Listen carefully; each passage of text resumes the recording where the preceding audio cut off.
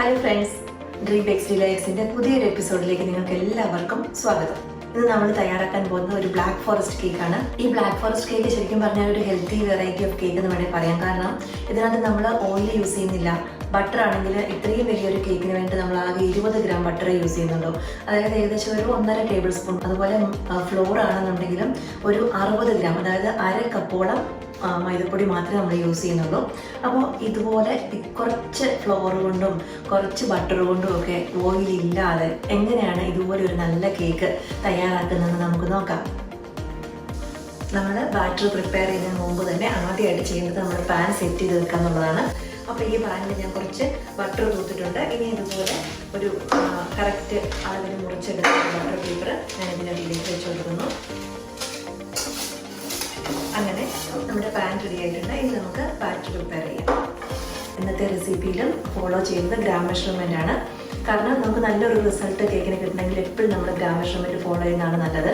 എന്നാൽ ഇതിൻ്റെ കറസ്പോണ്ടിങ് ആയിട്ടുള്ള കപ്പ് മെഷർമെൻറ്റ് അല്ലെങ്കിൽ എത്ര ടേബിൾ സ്പൂൺ ആണെന്നുള്ളതിൻ്റെ ഡീറ്റെയിൽ ആയിട്ട് നമ്മൾ ഡിസ്ക്രിപ്ഷൻ ബോക്സിൽ ഇടുന്നുണ്ട്. അപ്പോൾ കപ്പ് മെഷർമെൻറ്റ് യൂസ് ചെയ്യുന്നവർ അതൊന്ന് ചെക്ക് ചെയ്യുക.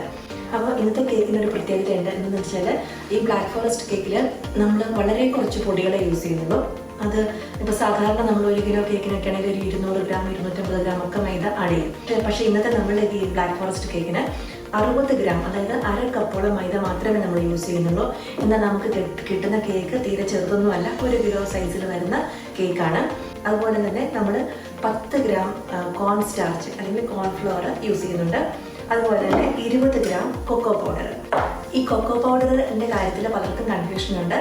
ചിലർ ഇത് കാഡ്ബറീസിൻ്റെ ഡ്രിങ്കിങ് ചോക്ലേറ്റ് ഒക്കെ നമ്മുടെ കൊക്കോ പൗഡറാണെന്ന് തെറ്റിദ്ധരിക്കാറുണ്ട്. പക്ഷേ നമ്മൾ ഇതല്ല ബേക്കിങ്ങിന് യൂസ് ചെയ്യേണ്ടത്. നമ്മൾ ബേക്കിങ്ങിന് യൂസ് ചെയ്യേണ്ടത് ഇതുപോലത്തെ കൊക്കോ പൗഡറാണ്. അതായത് ഞാനിപ്പോൾ യൂസ് ചെയ്യുന്നത് ഹിംസിൻ്റെ കൊക്കോ പൗഡറാണ്. അപ്പോൾ നമ്മൾ ബേക്കിങ്ങിന് യൂസ് ചെയ്യുന്നത് അൺസ്വീറ്റൻഡ് ആയിട്ടുള്ള കൊക്കോ പൗഡർ ആയിരിക്കണം. നമ്മുടെ ഈ ബ്ലാക്ക് ഫോറസ്റ്റ് കേക്കിന് ഒരു പ്രത്യേകതയും കൂടെ ഉണ്ട്. ഇതിനകത്ത് ബേക്കിംഗ് പൗഡറോ ബേക്കിംഗ് സോഡയോ ഒന്നും തന്നെ നമ്മൾ ആഡ് ചെയ്യുന്നില്ല.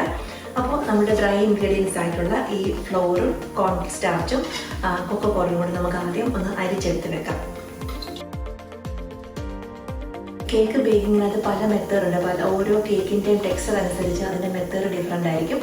ചിലത് ക്രീമി മെത്തേഡ് എന്ന് പറയും, ചിലത് സെപ്പറേറ്റ് ഫോമിങ് മെത്തേഡ്, അതായത് നമ്മൾ എഗ്ഗിൻ്റെ വൈറ്റും യോക്കും സെപ്പറേറ്റ് ചെയ്തിട്ട് എഗ് വൈറ്റ് തന്നെ പതപ്പിച്ചൊക്കെ ഉണ്ടാക്കുമല്ലോ. അതുകൊണ്ട് നമ്മുടെ കേക്കിൻ്റെ ടെക്സ്ചർ അനുസരിച്ച് നമ്മളത് ഉണ്ടാക്കുന്ന മെത്തേഡും ഡിഫറെൻ്റ് ആയിരിക്കണം. ഇന്നത്തെ നമ്മളുടെ ബ്ലാക്ക് ഫോറസ്റ്റ് കേക്കിൽ നമ്മൾ യൂസ് ചെയ്യുന്നത് വാം ഫോമിങ് മെത്തേഡ് എന്നാണ്. അതായത് നമ്മളിപ്പോൾ 4 എഗ്ഗാണ് ഇവിടെ യൂസ് ചെയ്യുന്നത്. ഈ 4 എഗ്ഗും നമുക്ക് ആവശ്യമായ ഷുഗറും എടുത്തിട്ട് നമ്മളൊരു ഡബിൾ ബോയിലറിൽ ചെറുതായിട്ട് അതിനെ വാം ചെയ്തിട്ട് നമ്മളതിനെ അടിച്ച് പതപ്പിച്ചെടുക്കുകയാണ്. ഈ വാം ഫോമിങ് മെത്തേഡ് കാരണം നല്ലൊരു ഫ്ലഫി ആയിട്ടുള്ള ഒരു എഗ് ബാറ്ററിലേക്ക് നമ്മൾ ഈ പൗഡർ ആഡ് ചെയ്തെടുക്കുമ്പോൾ നമുക്ക് നല്ല സോഫ്റ്റ് ആയിട്ടുള്ള ടേസ്റ്റി ആയിട്ടുള്ള ഒരു ബ്ലാക്ക് ഫോറസ്റ്റ് കേക്കാണ് കിട്ടുന്നത്. അപ്പോൾ ആദ്യം നമ്മൾ വാം ഫോമിങ് മെത്തേഡിനായിട്ട് ഒരു വലിയ ബൗൾ എടുക്കുക. ബൗളിലേക്ക് നമ്മൾ 4 മുട്ട സെപ്പറേറ്റ് ഒന്നും ചെയ്യേണ്ട, ഡയറക്റ്റ് ആയിട്ട് ഒഴിച്ചു കൊടുക്കുകയാണ് ചെയ്യുന്നത്. അപ്പോൾ മുട്ട നമ്മൾ എടുക്കുമ്പോൾ സൂക്ഷിക്കണം, ഓരോ ചെറിയ ബൗളിലേക്ക് ഒന്ന് ക്രാക്ക് ചെയ്ത് നോക്കി അതിൽ എഗ്ഷെല്ലൊന്നും വീണിട്ടില്ല, പിന്നെ അത് നല്ലതാണ് എന്ന് ഉറപ്പാക്കിയിട്ട് മാത്രം നമ്മൾ നമ്മുടെ മെയിൻ ബൗളിലേക്ക് ട്രാൻസ്ഫർ ചെയ്യുക. അത് ഡയറക്റ്റ് നമ്മളിങ്ങനെ എപ്പോഴും മുട്ട ഇതിനകത്തോട്ട് തന്നെ ഒഴിച്ചാൽ ഏതെങ്കിലും ഒരു മുട്ട സ്പോയിൽ ആയതാണെങ്കിൽ നമ്മുടെ ആ ഹോൾ ബാറ്റർ സ്പോയിലായി പോകും. അതുകൊണ്ട് ഓരോന്നായിട്ട് ക്രാക്ക് ചെയ്തിട്ട് വേണം നമ്മൾ എടുക്കാനായിട്ട്. ഇനി ഈ ഡബിൾ ബോയിലിംഗ് മെത്തേഡിൽ നമ്മൾ ഈ 4 എഗ്ഗും ഈ ഷുഗർ നമ്മൾ എടുത്തിരിക്കുന്നത് 110 ഗ്രാമാണ്. അപ്പോൾ ഇത് രണ്ടും കൂടെ നമ്മൾ ഒന്ന് ഡബിൾ ബോയിലറിൽ വെച്ച് ഒന്ന് ചൂടാക്കി എടുക്കുന്നു. ഈ ഡബിൾ ബോയിലറിൽ വെച്ച് തന്നെ നമ്മൾ നന്നായിട്ട് ഇളക്കിയെടുക്കുക, വീട്ടി എടുക്കുക. ഈ ഷുഗറിലൂടെ ഇതിനകത്ത് മെൽറ്റ് ചെയ്ത് വരാനാണ് നമ്മൾ ചെയ്യുന്നത്. ഇനി ഒരു സ്റ്റാൻഡ് മിക്സറിലോ ഹാൻഡ് മിക്സറിലോ നമ്മൾ ഈ ചൂടാക്കിയ മുട്ടയും പഞ്ചസാരയും കൂടെ ഒരു 10 മിനിറ്റോളം കണ്ടിന്യൂസ് ആയിട്ട് അടിച്ചെടുക്കണം. അപ്പോൾ നന്നായിട്ട് ഇതിൻ്റെ ഇപ്പോൾ ഇടത്തെ യെല്ലോ കളറെല്ലാം മാറി ഒരു വൈറ്റ് കളറുള്ള ഒരു ഫോമായിട്ട് നമുക്ക് കിട്ടും. ഇത് ബീറ്റ് ചെയ്യുമ്പോൾ ശ്രദ്ധിക്കേണ്ടത് നമ്മളെപ്പോഴും ഒരേ ഡയറക്ഷനിൽ വേണം ബീറ്റ് ചെയ്യാനായിട്ട്. നമ്മുടെ എഗ് ബാറ്റർ റെഡി ആയിട്ടുണ്ട്. ഈ ഒരു കൺസിസ്റ്റൻസി എത്തുന്നത് വരെ നമ്മൾ ബീറ്റ് ചെയ്യുക. ഒരു 8 തൊട്ട് 10 മിനിറ്റ് വരെ നമ്മൾ ഹൈ സ്പീഡിൽ തന്നെ ബീറ്റ് ചെയ്യാം. ഒരേ ഡയറക്ഷനിൽ തിരിക്കണം എന്ന് മാത്രം ശ്രദ്ധിച്ചാൽ മതി. അപ്പോൾ ഇതുപോലെ ആ യെല്ലോ കളറെല്ലാം മാറി ഒരു ക്രീം കളറിലുള്ള ഒരു നല്ല പതഞ്ഞ ഒരു ബാറ്ററായിട്ട് നമുക്ക് കിട്ടി. അതുപോലെ തന്നെ നമുക്ക് ഈ കേക്കിന് വളരെ കുറച്ച് ബട്ടർ മതി. 20 ഗ്രാം ബട്ടറാണ് ഞാൻ എടുത്തേക്കുന്നത്. അതുപോലെ തന്നെ 20 ഗ്രാം മിൽക്കും. അപ്പോൾ ഈ ബട്ടറും മിൽക്കും കൂടി ഇങ്ങനെ ഒരുമിച്ച് ചേർത്തിട്ട് ഈ പാത്രത്തിലെ വെള്ളത്തിൽ അങ്ങ് വെച്ചേക്കുകയാണ്. അപ്പോൾ ഈ ചൂട് കൊണ്ട് ഈ ബട്ടർ ഉരുകി ഈ മിൽക്കിനോട് ചേർന്ന് വരും. ഇനി നമുക്ക് നമ്മുടെ എഗ് ബാറ്ററിലോട്ട് നമുക്ക് ഈ ഫ്ലോർ മിക്സ് നമ്മൾ നേരത്തെ അരിച്ചെടുത്ത് വെച്ചിരുന്ന പൊടിയെല്ലാം കുറച്ചായിട്ട് ചേർത്ത് മിക്സ് ചെയ്തെടുക്കാം. അപ്പോൾ വല്ലാതെ ഇളക്കിയെടുക്കരുത്, ഇത് ഫോൾഡ് ചെയ്ത് ചേർക്കുകയേ ചെയ്യാവുള്ളൂ. കാരണം ഇതിലെ ഈ ഇപ്പോഴുള്ള ഈ എഗ് ബാറ്ററിലെ പതയൊന്നും അടങ്ങാതെ വേണം നമ്മൾ മിക്സ് ചെയ്തെടുക്കാനായിട്ട്. അതുപോലെ നമ്മൾ ചൂടുവെള്ളത്തിൽ വെച്ചിരുന്ന നമ്മുടെ മിൽക്കും ബട്ടറുമായിട്ടുള്ള മിക്സറും ഇപ്പോൾ റെഡി ആയിട്ടുണ്ട്. അപ്പോൾ നമുക്ക് ഇതെല്ലാം കുറച്ചായിട്ട് ഇട്ട് കൊടുത്ത് പതുക്കെ നല്ലതായിട്ട് ഫോൾഡ് ചെയ്തെടുക്കാം.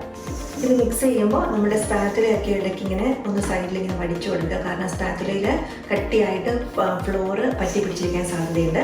അതുപോലെ ഇതിൻ്റെ ഉൾഭാഗവും ഇതുപോലെ നമ്മൾ ചെക്ക് ചെയ്യണം.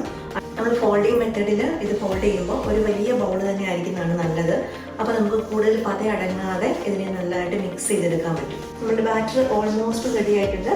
ഇങ്ങനെ ചെക്ക് ചെയ്യുമ്പോൾ നമുക്കറിയാം എത്ര ജെന്റിലായിട്ട് നിങ്ങൾക്ക് ഇതിനെ മിക്സ് ചെയ്തെടുക്കാമോ അത്രയും നല്ലതായിരിക്കും, അത്രയും സോഫ്റ്റ് ആയിരിക്കും നമ്മുടെ കേക്ക്. അപ്പോൾ നമ്മുടെ ബാറ്റർ ഇപ്പോൾ റെഡി ആയി കഴിഞ്ഞു. ഇനി നമ്മൾ തയ്യാറാക്കി വെച്ചിരിക്കുന്ന പാനിലേക്ക് ഇതിനെ മാറ്റിയിട്ട് 180 ഡിഗ്രി പ്രീ ഹീറ്റ് ചെയ്ത ഓവനിൽ ഒരു 30 മിനിറ്റോളം ബേക്ക് ചെയ്തെടുക്കാം. ബേക്കിംഗ് സമയം ഓരോരുത്തരുടെ ഓവൻ അനുസരിച്ച് ചെറുതായിട്ട് അങ്ങോട്ടും ഇങ്ങോട്ടും വ്യത്യാസപ്പെട്ടിരിക്കും.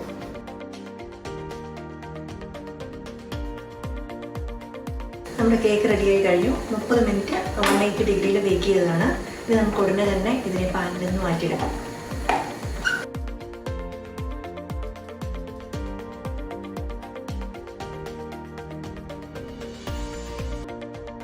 നമ്മുടെ കേക്ക് ഇത് നന്നായിട്ട് തണുത്ത് ഐസിങ് ചെയ്യാനായിട്ട് റെഡിയാണ്. ഇതിനെ നമുക്ക് 3 ലെയറായിട്ട് കട്ട് ചെയ്ത് ഐസിങ് ഒക്കെ ചെയ്യാം.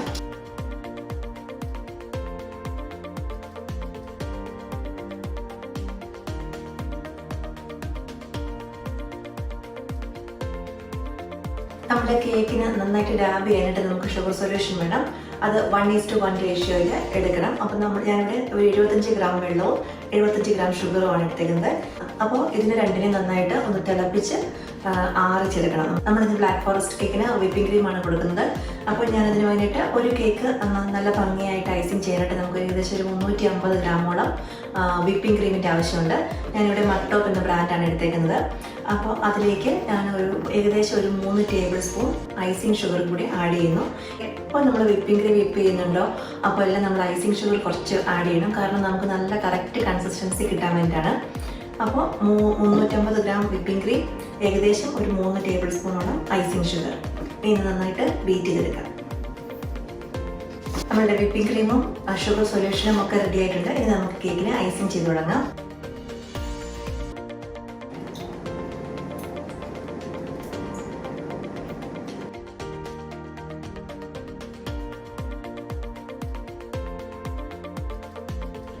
നമ്മൾ ഈ ബ്ലാക്ക് ഫോറസ്റ്റ് കേക്കിൻ്റെ സ്പോഞ്ച് തന്നെ കഴിച്ച് നോക്കുകയാണെങ്കിൽ അധികം മധുരമൊന്നുമില്ല.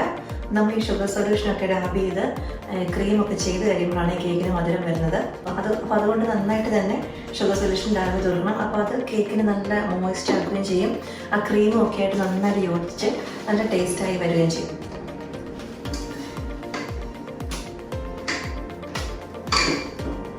അതുപോലെ ചെറി ഒക്കെ ഇഷ്ടമുള്ളവരാണെന്നുണ്ടെങ്കിൽ ഇതുപോലെ നമ്മൾ ഐസിങ് ചെയ്യുമ്പോൾ ലെയറിൽ ഐസിങ് ചെയ്യുമ്പോൾ നമുക്കിതിൻ്റെ കൂട്ടത്തിൽ ചെറിയും കൂടെ ഇട്ട് കൊടുക്കാവുന്നതാണ്.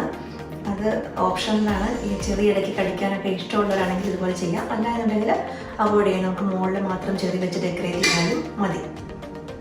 നമ്മുടെ കേക്കിൻ്റെ ക്രം കോട്ടിങ് കഴിഞ്ഞു. ഇനി നമുക്ക് ഇതിനെ കുറച്ച് നേരത്തേക്ക് ഫ്രിഡ്ജിൽ വെക്കാം. ആ സമയം കൊണ്ട് ഇതിനെ ഫുള്ള് നമ്മൾ കവർ ചെയ്യുന്നത് ചോക്ലേറ്റ് കേൾസ് വെച്ചിട്ടാണ്. അപ്പോൾ നമുക്ക് ചോക്ലേറ്റ് കേൾസ് തയ്യാറാക്കിയെടുക്കാം. ഈ ചോക്ലേറ്റ് കേൾസ് നമുക്ക് തയ്യാറാക്കിയെടുക്കാനായിട്ട് ഏറ്റവും എളുപ്പം നമ്മുടെ ഇതുപോലത്തെ ഒരു പീലർ കൊണ്ട് പീൽ ചെയ്യുന്നതാണ്.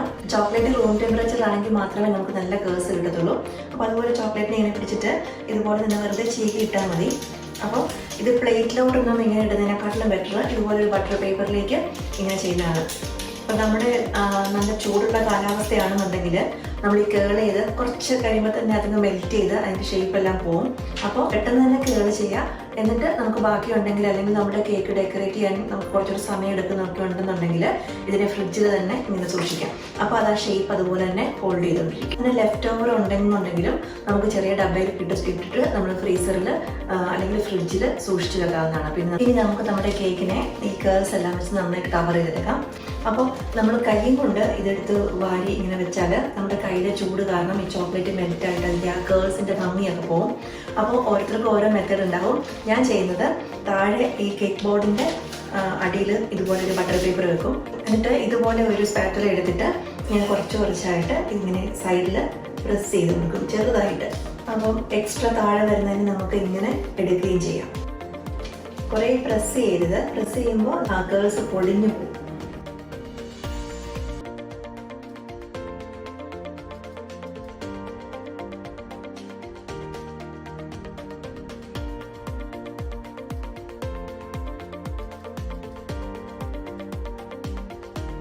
നമ്മുടെ ബ്ലാക്ക് ഫോറസ്റ്റ് കേക്ക് റെഡിയായി കഴിഞ്ഞു. ഇത് ബേക്ക് ചെയ്യാനും വളരെ ബുദ്ധിമുട്ടൊന്നുമില്ല. അതുപോലെ തന്നെ ഇത് ഡെക്കറേറ്റ് ചെയ്യുന്നതിനാണെങ്കിലും ബിഗിനേഴ്സിന് വരെ ഇത് ചെയ്യാവുന്നതേ ഉള്ളൂ. ക്ലീൻ ആയിട്ടുള്ള ഷാർപ്പ് എഡ്ജ് കിട്ടിയില്ല എന്നൊന്നും വിഷമിക്കേണ്ട ആവശ്യമില്ല. ഇതുപോലെ കേഴ്സ് ഒക്കെ ഇട്ട് നമുക്ക് നല്ല ഭംഗിയായിട്ട് പ്രസൻറ്റ് ചെയ്യാൻ പറ്റും. അപ്പോൾ നിങ്ങൾക്ക് ഈ വീഡിയോ ഇഷ്ടമായെങ്കിൽ നിങ്ങൾ ലൈക്ക് ചെയ്യുക. തീർച്ചയായും ഒന്ന് ട്രൈ ചെയ്തുകൊണ്ട് നോക്കണം. എന്നിട്ട് കമൻസൊക്കെ ഞങ്ങളെ എഴുതി അറിയിക്കണം. ഇതുവരെ ഞങ്ങളുടെ ചാനൽ നിങ്ങൾ സബ്സ്ക്രൈബ് ചെയ്തിട്ടില്ല എന്നുണ്ടെങ്കിൽ നിങ്ങൾ സബ്സ്ക്രൈബ് ചെയ്യുക. ഇനിയും നല്ല നല്ല കേക്ക് റെസിപ്പികളുമായിട്ടും ഡെക്കറേഷൻ വീഡിയോസൊക്കെ ആയിട്ടും ഞങ്ങൾ ഇനിയും വരും. എല്ലാവർക്കും നന്ദി.